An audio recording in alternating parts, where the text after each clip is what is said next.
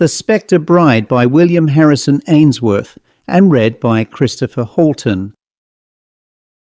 The castle of Hearnswolf at the close of the year 1655 was the resort of fashion and gaiety. The baron of that name was the most powerful nobleman in Germany, and equally celebrated for the patriotic achievements of his sons and the beauty of his only daughter. The estate of Hearnswolf, which was situated in the centre of the Black Forest, had been given to one of his ancestors by the gratitude of the nation, and descended with other hereditary possessions to the family of the present owner. It was a castellated Gothic mansion, built according to the fashion of the times in the grandest style of architecture, and consisted principally of dark winding corridors and vaulted tapestry rooms, magnificent indeed in their size, but ill-suited to private comfort from the very circumstance of their dreary magnitude. A dark grove of pine and mountain ash encompassed the castle on every side, and threw an aspect of gloom around the scene, which was seldom enlivened by the cheering sunshine of heaven. The castle bells rung out a merry peal at the approach of a winter twilight, and the warder was stationed with his retinue on the battlements to announce the arrival of the company who were invited to share the amusements that reigned within the walls. The Lady Clotilda, the baron's only daughter, had but just attained her 17th year, and a brilliant assembly was invited to celebrate the birthday.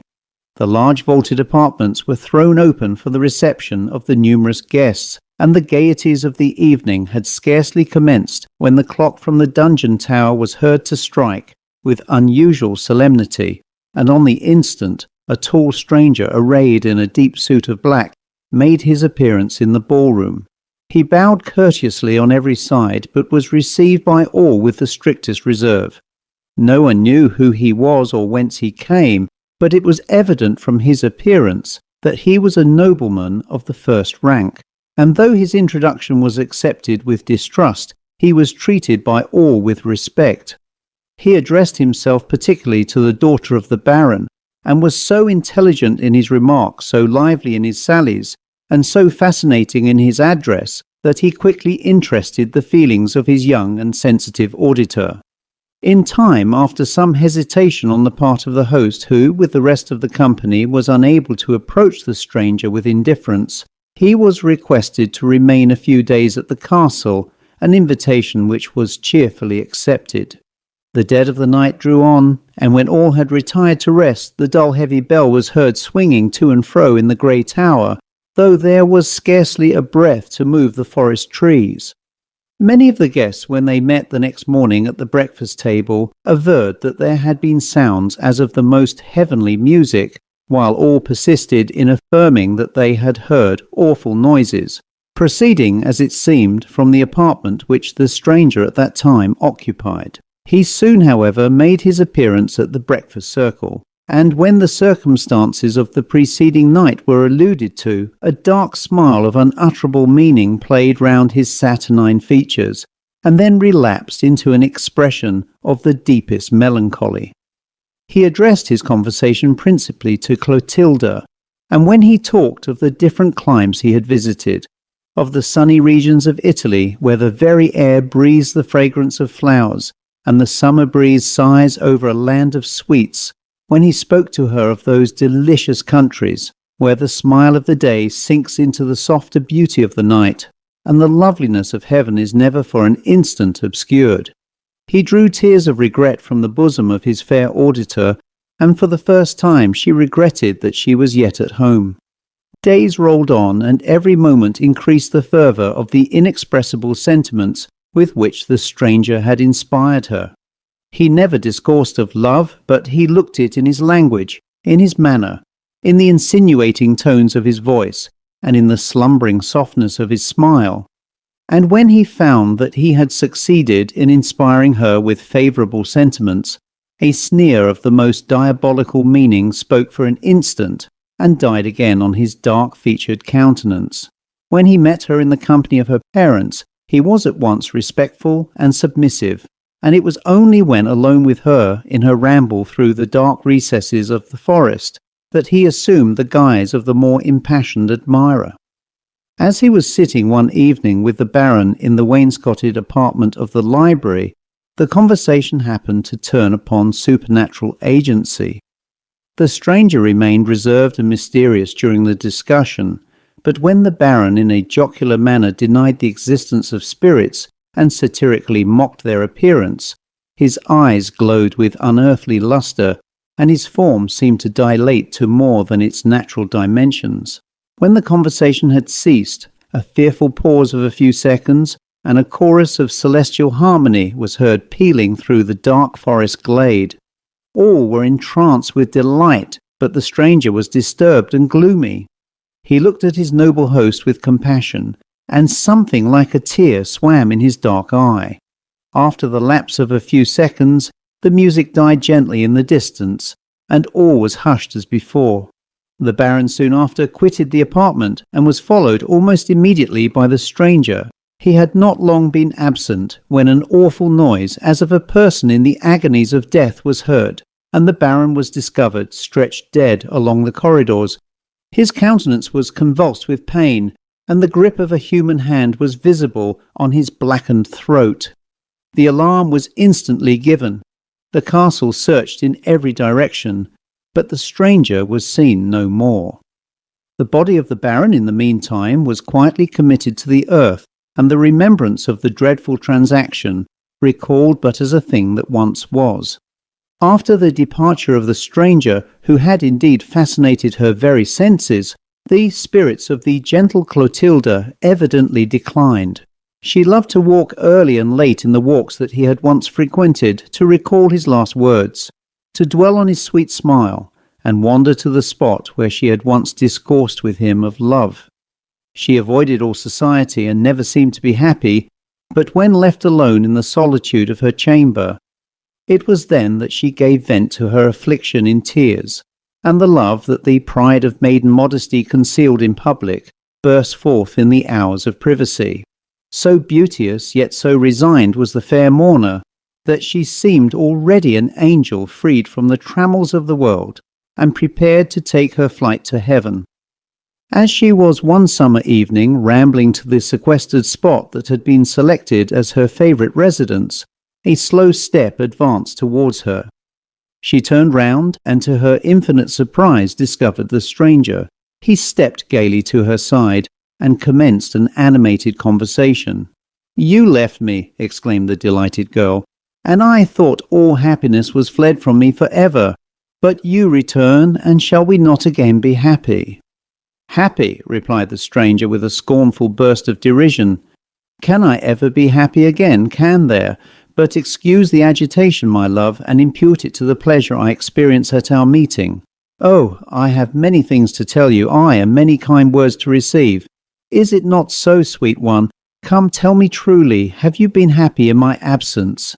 No, I see in that sunken eye, in that pallid cheek, that the poor wanderer has at least gained some slight interest in the heart of his beloved. I have roamed to other climes. I have seen other nations.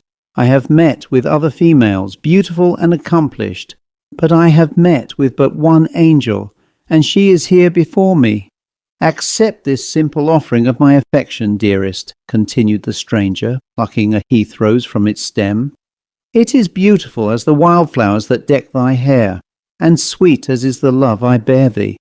"It is sweet indeed," replied Clotilda, "but its sweetness must wither ere night closes around. It is beautiful, but its beauty is short-lived, as the love evinced by man. Let not this, then, be the type of thy attachment.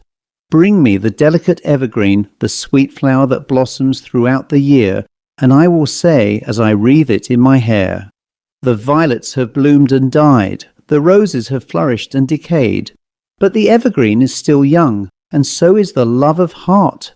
You will not, cannot desert me. I live but in you. You are my hopes, my thoughts, my existence itself.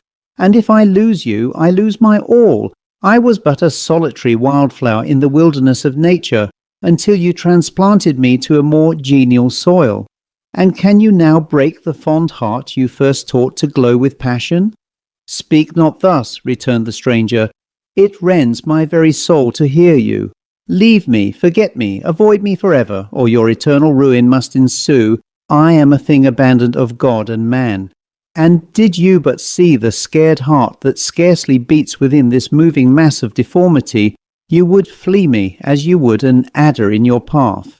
Here is my heart, love, feel how cold it is. There is no pulse that betrays its emotion, for all is chilled and dead as the friends I once knew. You are unhappy, love, and your poor Clotilda shall stay to succour you. Think not I can abandon you in your misfortunes. No, I will wander with thee through the wide world, and be thy servant, thy slave, if thou wilt have it, so I will shield thee from the night winds, that they blow not too roughly on thy unprotected head. I will defend thee from the tempest that howls around. And though the cold world may devote thy name to scorn, though friends may fall off and associates wither in the grave, there shall be one fond heart who shall love thee better in thy misfortune, and cherish thee, bless thee still. She ceased, and her blue eyes swam in tears, as she turned it glistening with affection towards the stranger. He averted his head from her gaze, and a scornful sneer of the darkest, the deadliest malice passed over his fine countenance. In an instant the expression subsided. His fixed glassy eye resumed its unearthly chillness, and he turned once again to his companion. "It is the hour of sunset," he exclaimed. "The soft, the beauteous hour when the hearts of lovers are happy, and nature smiles in unison with their feelings. But to me it will smile no longer. Ere the morrow dawns I shall very far from the house of my beloved, from the scenes where my heart is enshrined, as in a sepulchre. But must I leave thee, dearest flower of the wilderness, to be the sport of a whirlwind, the prey of the mountain blast?" "No, we will not part," replied the impassioned girl. "Where thou goest will I go. Thy home shall be my home, and thy God shall be my God." Swear it," resumed the stranger, wildly grasping her by the hand. "Swear to the fearful oath I shall dictate." He then desired her to kneel, and holding his right hand in a menacing attitude towards heaven, and throwing back his dark raven locks, exclaimed in a strain of bitter imprecation, with the ghastly smile of an incarnate fiend. "May the curses of an offended God," he cried, "haunt thee, cling to thee for ever in the tempest, and in the calm, in the day and in the night, in sickness and in sorrow, in life and in death. Shouldst thou swerve from the promise thou hast here made to be mine? May the dark spirits of the damned howl in thine ears, the accursed chorus of fiends. May the air rack thy bosom with the quenchless flames of hell.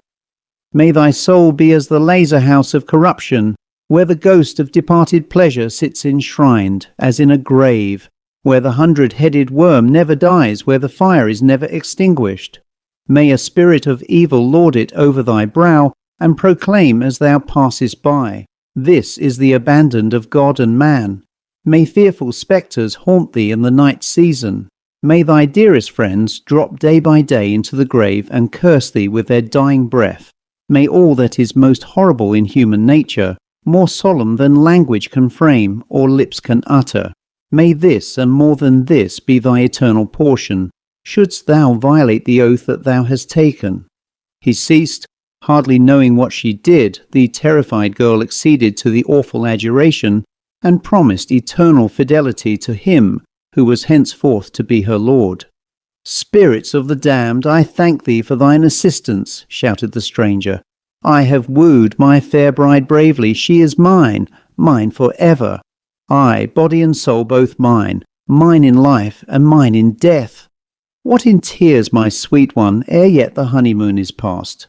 Why, indeed thou hast cause for weeping, but when next we meet, we shall meet to sign the nuptial bond." He then imprinted a cold salute on the cheek of his young bride, and softening down the unutterable horrors of his countenance, requested her to meet him at 8 o'clock on the ensuing evening in the chapel adjoining to the castle of Hearnswolf. She turned round to him with a burning sigh, as if to implore protection from himself, but the stranger was gone. On entering the castle, she was observed to be impressed with deepest melancholy. Her relations vainly endeavoured to ascertain the cause of her uneasiness, but the tremendous oath she had sworn completely paralyzed her faculties, and she was fearful of betraying herself by even the slightest intonation of her voice or the least variable expression of her countenance. When the evening was concluded, the family retired to rest, but Clotilda, who was unable to take repose from the restlessness of her disposition, requested to remain alone in the library that adjoined her apartment. All was now deep midnight. Every domestic had long since retired to rest, and the only sound that could be distinguished was the sullen howl of the ban-dog as he bayed. The waning moon, Clotilda remained in the library in an attitude of deep meditation. The lamp that burnt on the table where she sat was dying away, and the lower end of the apartment was already more than half obscured. The clock from the northern angle of the castle told out the hour of 12, and the sound echoed dismally in the solemn stillness of the night. Sudden, the oaken door at the farther end of the room was gently lifted on its latch, and a bloodless figure, apparelled in the habiliments of the grave, advanced slowly up the apartment. No sound heralded its approach, as it moved with noiseless steps to the table where the lady was stationed. She did not at first perceive it till she felt a death-cold hand fast grasped in her own, and heard a solemn voice whisper in her ear, "Clotilda!" She looked up. A dark figure was standing beside her. She endeavoured to scream, but her voice was unequal to the exertion. Her eye was fixed as if by magic on the form which slowly removed the garb that concealed its countenance, and disclosed the livid eyes and skeleton shape of her father. It seemed to gaze on her with pity and regret, and mournfully exclaimed, "Clotilda, the dresses and the servants are ready, the church bell has tolled, and the priest is at the altar. But where is the affianced bride? There is room for her in the grave, and tomorrow shall she be with me." "Tomorrow?" faltered out the distracted girl. "The spirits of hell shall have registered it, and tomorrow must the bond be cancelled." The figure ceased, slowly retired, and was soon lost in the obscurity of distance. The evening arrived, and already as the hall clock struck 8, Clotilda was on her road to the chapel. It was a dark, gloomy night. Thick masses of dun clouds sailed across the firmament, and the roar of the winter wind echoed awfully through the forest trees. She reached the appointed place. A figure was in waiting for her. It advanced, and discovered the features of the stranger. "Why, this is well, my bride," he exclaimed with a sneer, "and well will I repay thy fondness. Follow me." They proceeded together in silence through the winding avenues of the chapel until they reached the adjoining cemetery. Here they paused for an instant, and the stranger in a softened tone said, "But 1 hour more, and the struggle will be over, and yet this heart of incarnate malice can feel, when it devotes so young, so pure a spirit to the grave. But it must be," he proceeded, as the memory of her past love rushed on her mind. "For the fiend whom I obey has so willed it, poor girl. I am leading thee indeed to our nuptials, but the priest will be deaf, thy parents the mouldering skeletons that rot in heaps around, and the witnesses to our union, the lazy worms that revel on the carious bones of the dead. Come, my young bride, the priest is impatient for his victim." As they proceeded, a dim blue light moved swiftly before them, and displayed at the extremity of the churchyard the portals of a vault. It was open, and they entered it in silence. The hollow wind came rushing through the gloomy abode of the dead, and on every side were piled the mouldering remnants of coffins, which dropped piece by piece upon the damp mud. Every step they took was on a dead body, and the bleached bones rattled horribly beneath their feet. In the centre of the vault rose a heap of unburied skeletons, whereon was seated a figure too awful even for the darkest imagination to conceive. As they approached it, the hollow vault rung with a hellish peal of laughter, and every mouldering corpse seemed endued with unholy life. The stranger paused, and as he grasped his victim in his hand, one sigh burst from his heart, one tear glistened in his eye. It was but for an instant. The figure frowned awfully at his vacillation, and waved his gaunt hand. The stranger advanced. He made certain mystic circles in the air, uttered unearthly words, and paused in excess of terror. On a sudden he raised his voice and wildly exclaimed, "Spouse of the spirit of darkness, a few moments are yet thine, that thou mayst know to whom thou hast consigned thyself. I am the undying spirit of the wretch who cursed his Saviour on the cross. He looked at me in the closing hour of his existence, and that look hath not yet passed away. For I am cursed above all on earth. I am eternally condemned to hell, and I must cater for my master's taste, till the world is parched as is a scroll, and the heavens and the earth have passed away. I am he of whom thou mayst have read, and of whose feats thou mayst have heard. 1,000,000 souls has my master condemned me to ensnare, and then my penance is accomplished, and I may know the repose of the grave. Thou art the 1,000th soul that I have damned. I saw thee in thine hour of purity, and I marked thee at once for my home. Thy father did I murder for his temerity, and permitted to warn thee of thy fate, and myself have I beguiled for thy simplicity. Ha! The spell works bravely, and thou shalt soon see my sweet one, to whom thou hast linked thine undying fortunes, for as long as the seasons shall move on their course of nature, as long as the lightning shall flash and the thunders roll, thy penance shall be eternal. Look below, and see to what thou art destined." She looked, the vault split in 1,000 different directions. The earth yawned asunder, and the roar of mighty waters was heard. A living ocean of molten fire glowed in the abyss beneath her, and blending with the shrieks of the damned, and the triumphant shouts of the fiends, rendered horror more horrible than imagination. 10 millions of souls were writhing in the fiery flames, and as the boiling billows dashed them against the blackened rocks of adamant, they cursed with the blasphemies of despair, and each curse echoed in thunder across the wave. The stranger rushed towards his victim. For an instant he held her over the burning vista, looked fondly in her face, and wept as he were a child. This was but the impulse of a moment. Again he grasped her in his arms, dashed her from him with fury, and as her last parting glance was cast in kindness on his face, shouted aloud, "Not mine is the crime, but the religion that thou professest. For is it not said that there is a fire of eternity prepared for the souls of the wicked, and hast not thou incurred its torments?" She, poor girl, heard not, heeded not the shouts of the blasphemer.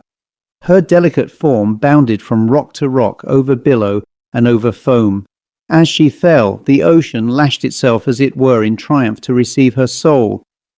And as she sunk deep in the burning pit, 10,000 voices reverberated from the bottomless abyss. "Spirit of evil, here indeed is an eternity of torments prepared for thee, for here the worm never dies, and the fire is never quenched." The end.